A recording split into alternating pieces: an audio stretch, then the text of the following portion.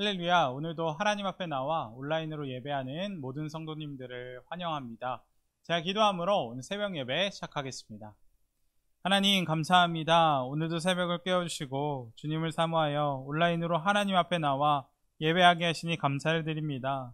하나님, 세상은 돈과 부동산과 같은 물질의 눈에 가 있지만 이 새벽 하나님 앞에 모인 우리는 오직 주님 한 분 바라보기 원합니다. 우리의 기쁨, 우리의 보배 되신 주님, 갈급함 저희 마음 가운데 찾아와 주시고 오늘 이 시간 하나님께서 주신 은혜로만 충만하게 채워 주옵소서. 오늘도 은혜 주실 것 기대하오며 예수님의 이름으로 기도합니다. 아멘.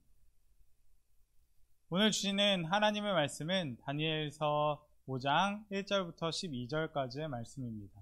벨사살 왕이 그의 귀족 1000명을 위하여 큰 잔치를 베풀고 그 1000명 앞에서 술을 마시니라. 벨사살이 술을 마실 때에 명하여 그의 부친 느부갓네살이 예루살렘 성전에서 탈취하여 온 금, 은그릇을 가져오라고 명하였으니 이는 왕과 귀족들과 황후들과 후궁들이 다 그것으로 마시려 함이었더라. 이에 예루살렘 하나님의 전 성소 중에서 탈취하여 온 금그릇을 가져오매 왕이 그 귀족들과 왕후들과 후궁들과 더불어 그것으로 마시더라. 그들이 술을 마시고는 그 금, 은, 구리, 쇠, 나무, 돌로 만든 신들을 찬양하니라. 그때 사람의 손가락들이 나타나서 왕궁 촛대 맞은편 석회벽에 글자를 쓰는데 왕이 그 글자를 쓰는 손가락을 본지라. 이에 왕이 즐기던 얼굴빛이 변하고 그 생각이 번민하여 널적다리마디가 녹는 듯하고 그의 무릎이 서로 부딪힌지라. 왕이 크게 소리질러 술객과 갈대아 술사와 점쟁이를 불러오게 하고 바벨론의 지혜자들에게 말하되 누구를 막론하고 이 글자를 읽고 그 해석을 내게 보이면 자주색 옷을 입히고 금사슬을 그의 목에 걸어주리니 그를 나라의 셋째 통치자로 삼으리라 하니라.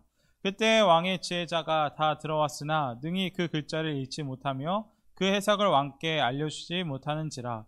그러므로 벨사살 왕이 크게 번민하여 그의 얼굴빛이 변하였고 귀족들도 다 놀라니라.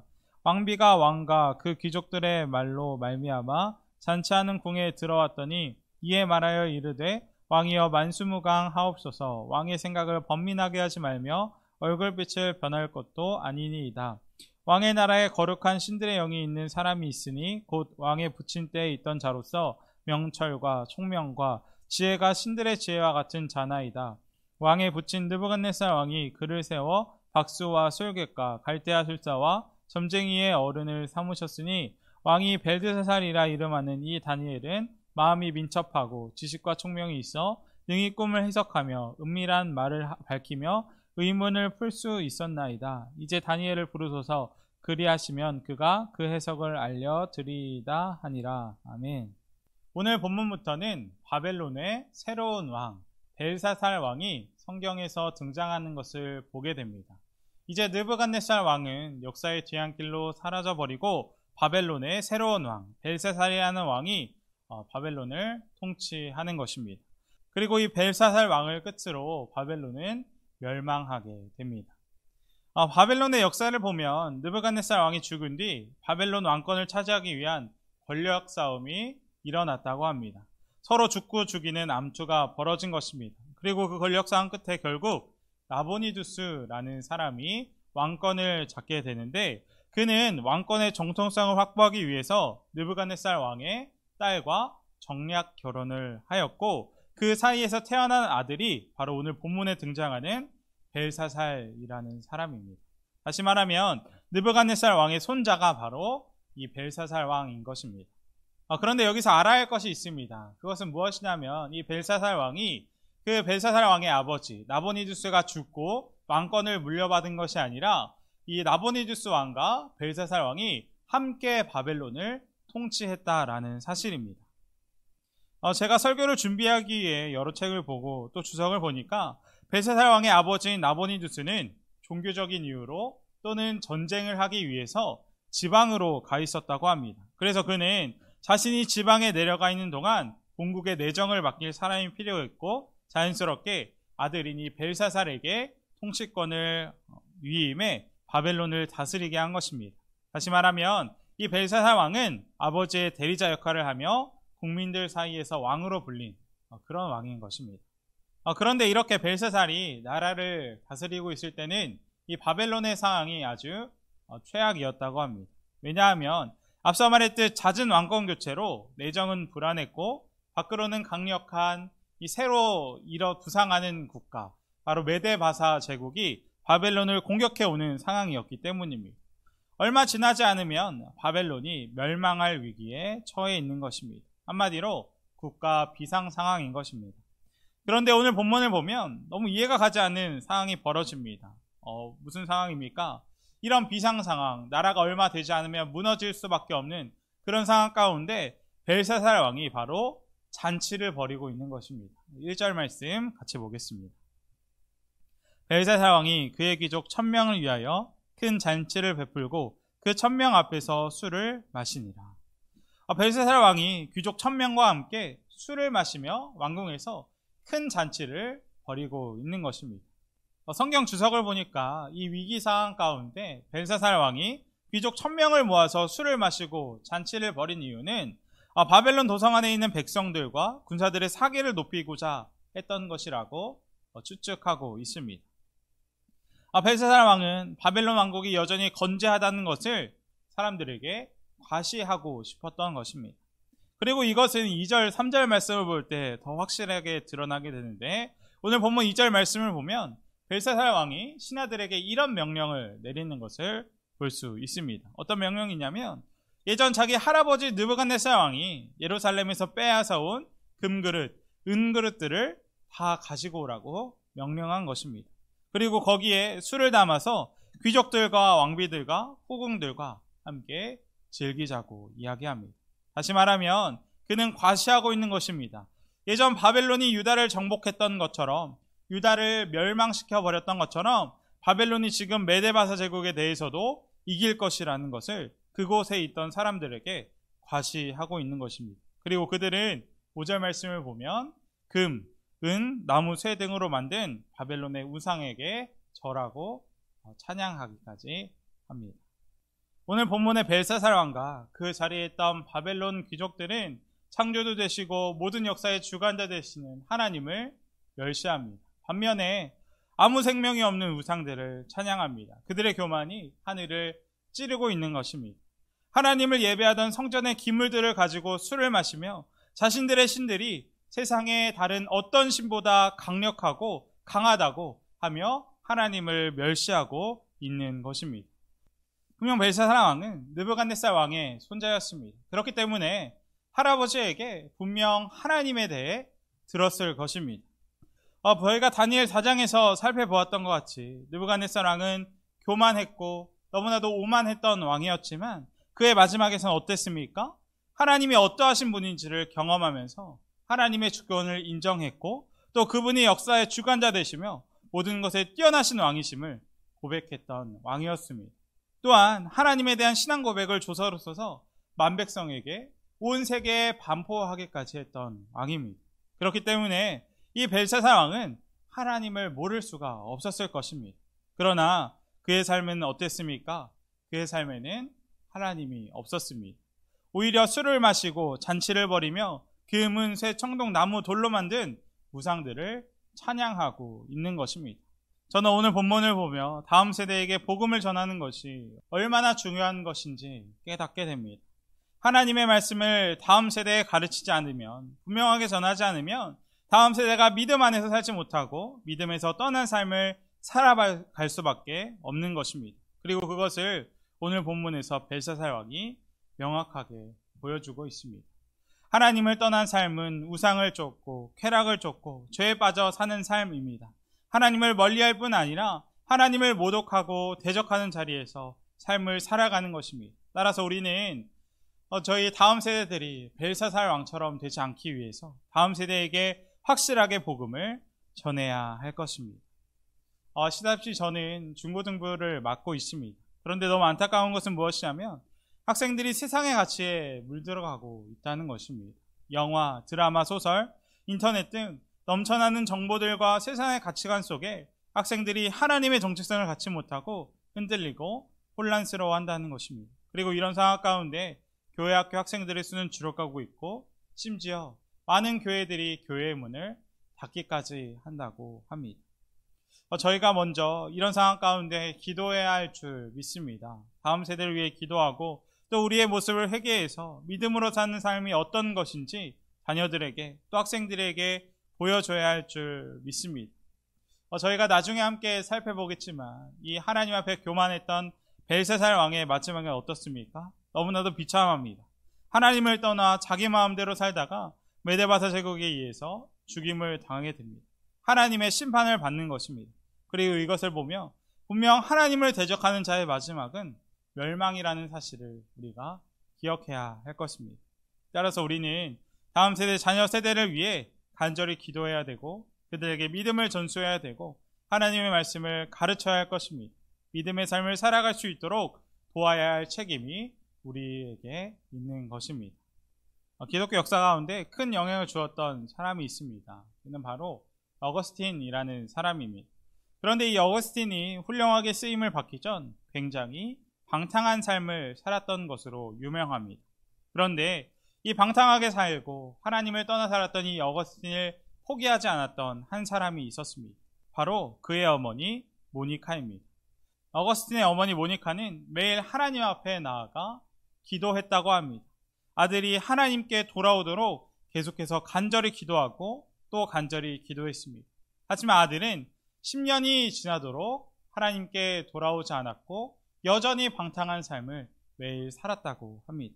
그리고 이런 상황 가운데 이 어머니 모니카는 너무나도 실망하고 낙담했다고 합니다.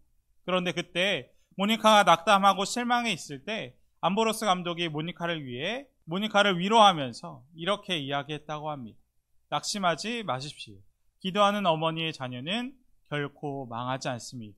기도하는 어머니의 자녀는 결코 망하지 않습니다.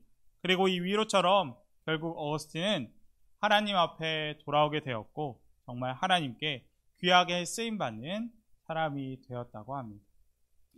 기도하는 자녀는 결코 망하지 않는 줄 믿습니다. 우리가 자녀들을 위해서 그들이 믿음 안에서 살아갈 수 있도록 포기하지 않고 기도해야 되고 그들에게 말씀을 전달하여 주고 복음을 전수해야 될 것입니다.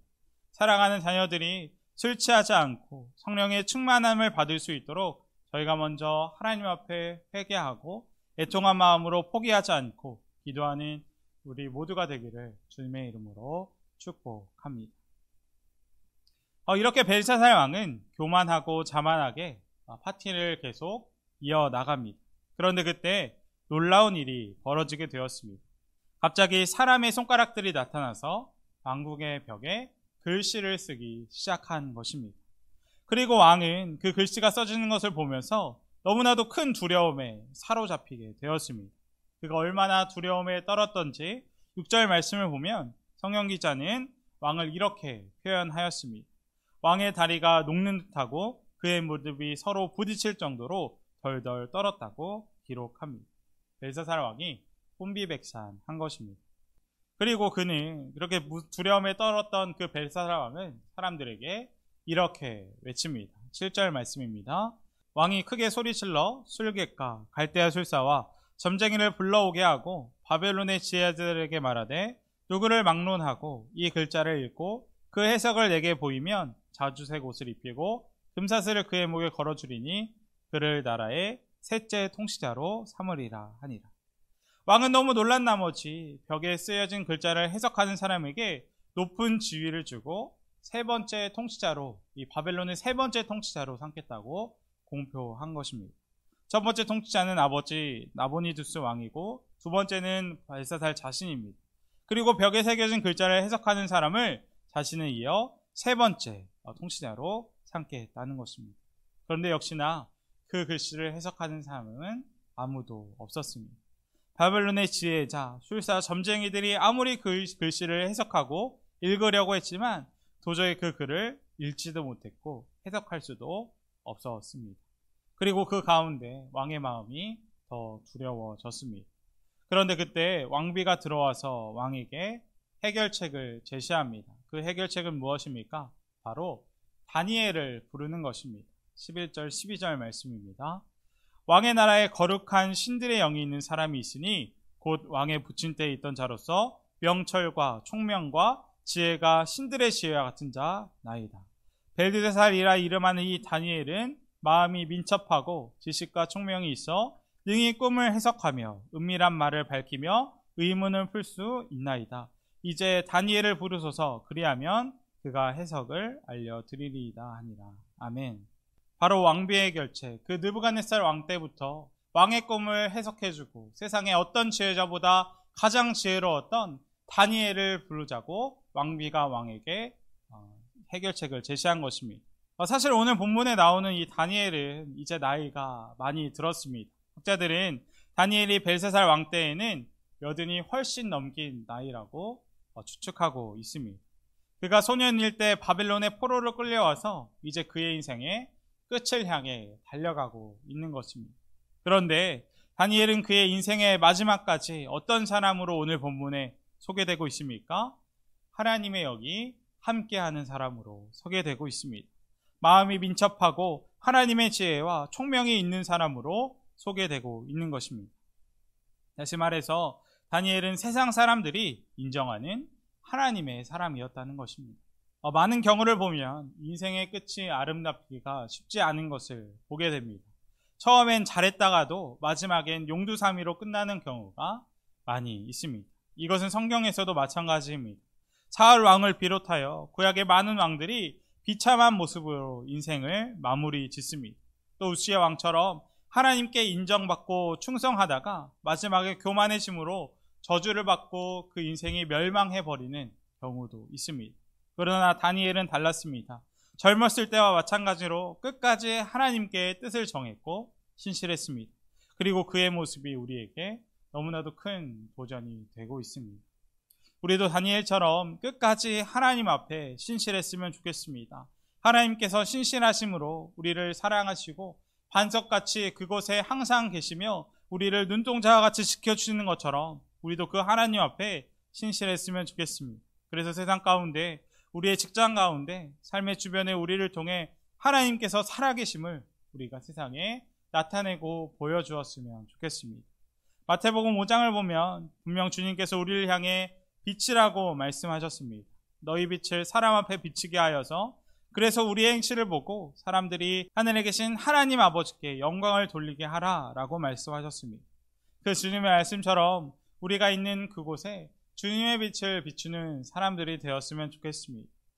코로나 시대에 세상 사람들이 교회가 희망이라고 말하고 예수 믿는 사람이 있으니까 이 지역은 복됩니다 라고 말할 수 있는 저희 모두가 되었으면 좋겠습니다. 오늘 본문을 보며 우리들을 바라보는 세상의 평가가 어떤지 생각해 보았으면 좋겠습니다.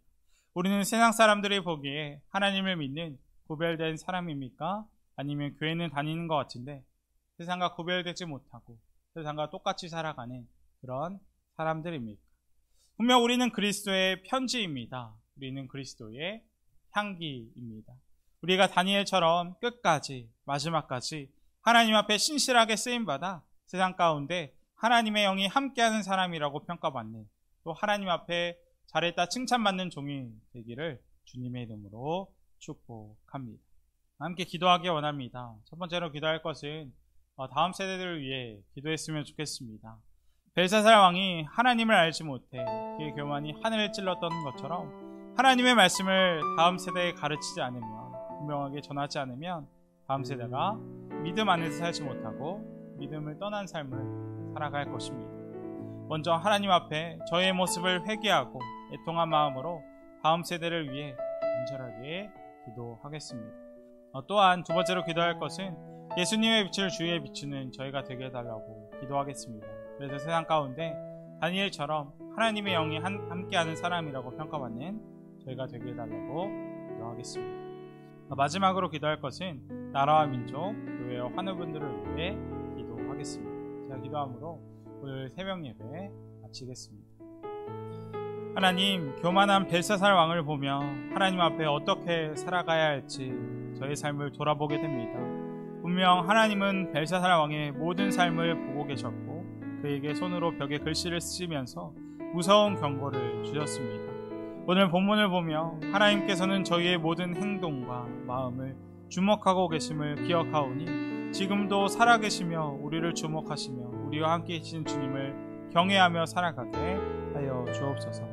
특별히 새벽을 깨운 모든 예배자들에게 우리가 하나님의 사람이라는 것을 잊지 않게 도와주시고, 더불어 주님이 지금 나와 함께 계시며 우리와 동행하신다는 사실도 붙들게 하여 주옵소서.